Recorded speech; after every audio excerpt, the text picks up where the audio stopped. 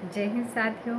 मैं डॉक्टर ज्योति प्रकाश स्वागत करती हूँ आपका अपने यूट्यूब चैनल हिंदी स्टडी में। दोस्तों, आज के वीडियो में हम देखने वाले हैं आलोचना की विभिन्न पद्धतियाँ। इसके पहले के वीडियो में मैंने आलोचना का अर्थ और परिभाषा स्पष्ट की थी। आज की वीडियो में हम आलोचना की 4 पद्धतियों की चर्चा करने वाले हैं। सबसे पहले देखेंगे मार्क्सवादी आलोचना। काव्य के समान आलोचना के भी प्रकार होते हैं। युग की मांग के अनुसार नवीन आलोचना शैलियाँ निर्माण होती है। प्रगतिवादी साहित्य की देन मार्क्सवादी आलोचना है। मार्क्सवादी आलोचना में मार्क्सवादी दर्शन की दृष्टि से बदलती हुई अर्थव्यवस्था और द्वंद्वात्मक भौतिकवाद के परिप्रेक्ष्य में साहित्य का अनुशीलन किया जाता है। इस आलोचना पद्धति में जनवादी एवं समाज उपयोगी रचना को महत्व दिया जाता है। मार्क्सवादी आलोचक यथार्थवादी दृष्टिकोण लेकर किसी रचना का मूल्यांकन करता है। मार्क्सवादी आलोचना के प्रमुख आलोचक नामवर सिंह हैं, शिवदान सिंह चौहान हैं, डॉक्टर प्रकाश चंद्र गुप्त है, डॉक्टर शाही तथा रामविलास शर्मा है। हम अगली आलोचना पद्धति देखने वाले हैं, सैद्धांतिक आलोचना। ये शुरू करने से पहले दोस्तों आपसे विनती है, यदि वीडियो आपको पसंद आए तो इसे लाइक कीजिए, अपने दोस्तों के ग्रुप में इसे शेयर करना ना भूलें, और यदि चैनल को सब्सक्राइब नहीं किया है तो इसे सब्सक्राइब कीजिए। चलिए देखते हैं हम आलोचना की दूसरी पद्धति, सैद्धांतिक आलोचना। सैद्धांतिक आलोचना में साहित्य के सिद्धांतों पर विवेचन किया जाता है या विचार किया जाता है। इसमें प्राचीन शास्त्रीय काव्यांगों, रस, अलंकार आदि और साहित्य की आधुनिक मान्यताओं तथा नियमों की मुख्य रूप से विवेचना की जाती है। किसी कृति का मूल्यांकन करते समय किन किन सिद्धांतों का उपयोग करना चाहिए, साहित्यिक विधाओं के विवेचन में किन किन सामान्य तत्वों को आधार मानना चाहिए तथा साहित्य की आलोचना में किन किन सामान्य सिद्धांतों का पालन करना चाहिए, इन सब बातों का ध्यान रखते हुए सैद्धांतिक आलोचना करनी चाहिए। इस आलोचना पद्धति में साहित्य के विभिन्न रूपों का विवेचन करके साहित्य तत्व स्थापित किए जाते हैं। जैसे कविता क्या है, उसका उद्देश्य क्या है, समाज की दृष्टि से उसके क्या लाभ है, आदि चीज़ों को इसी पद्धति से निर्धारित किया जाता है। उचित नियमों को अपनाकर आलोचना में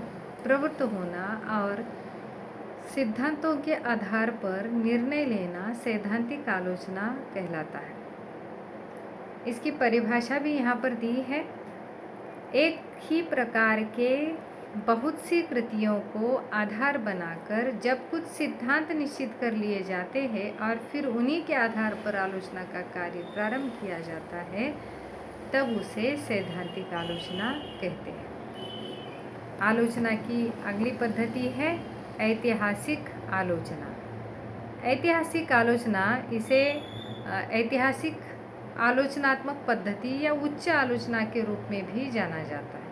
आलोचना की यह एक शाखा है जो पाठ के पीछे की दुनिया को समझने के लिए प्राचीन ग्रंथों की उत्पत्ति की जांच करती है।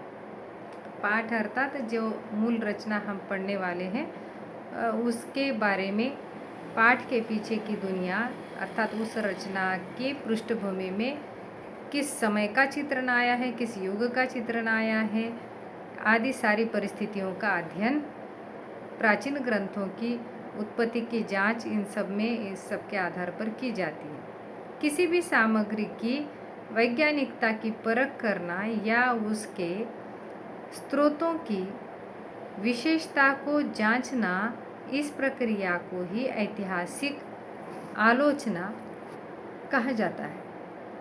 ऐतिहासिक आलोचना के अंतर्गत आलोचक लेखक की युगीन परिस्थितियाँ, आंदोलनों और प्रवृत्तियों को विश्लेषण कर उनके आलोक में क्षति का आकलन करता है।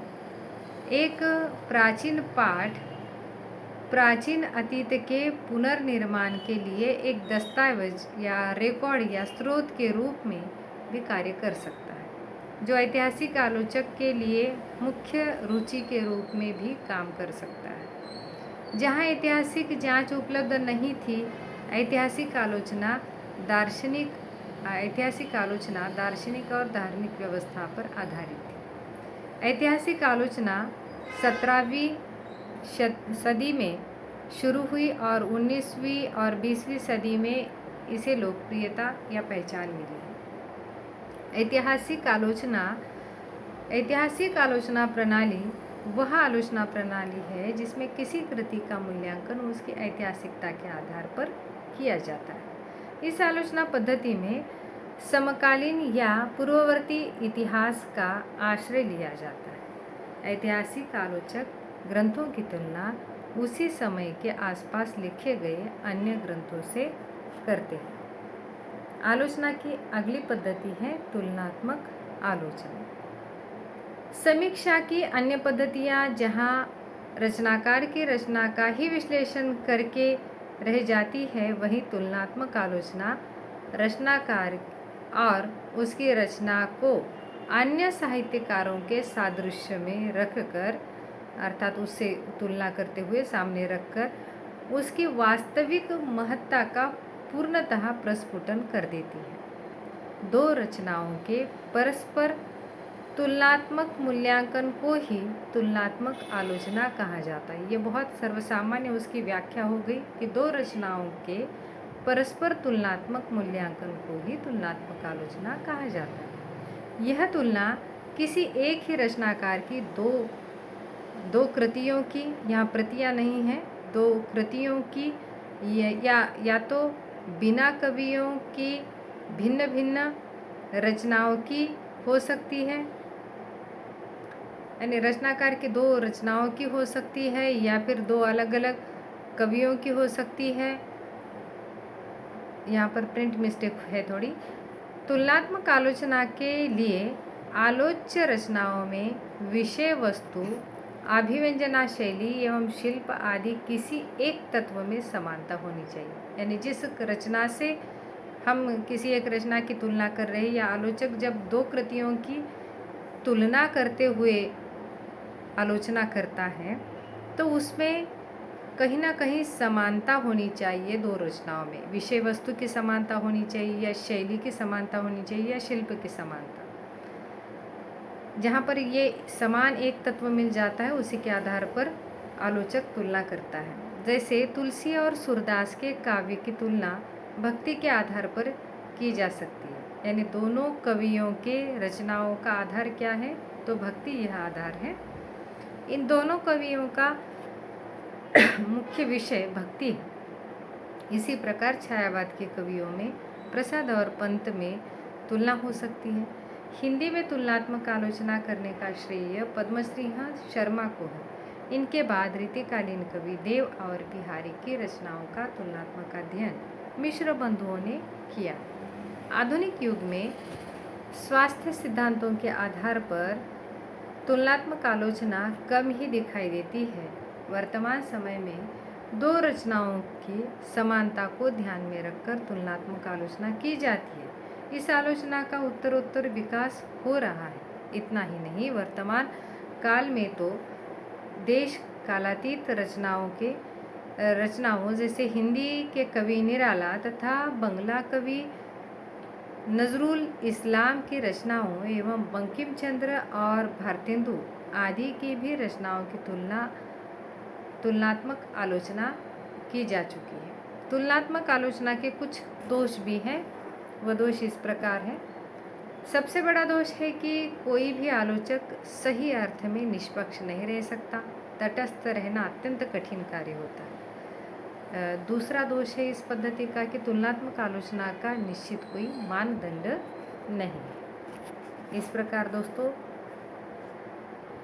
पाश्चात्य आलोचना में यह पद्धति, तुलनात्मक आलोचना यह पद्धति बहुत लोकप्रिय है और हिंदी में इस पद्धति का उत्तर विकास होता रहा है। यहाँ पर हमने आलोचना की 4 पद्धतियों को देखा है। आज की वीडियो में हम यहीं रुकते हैं। आपने हमें सुना, इसलिए धन्यवाद। फिर मिलते हैं नई जानकारी के साथ अगले वीडियो में। तब तक के लिए धन्यवाद, नमस्कार।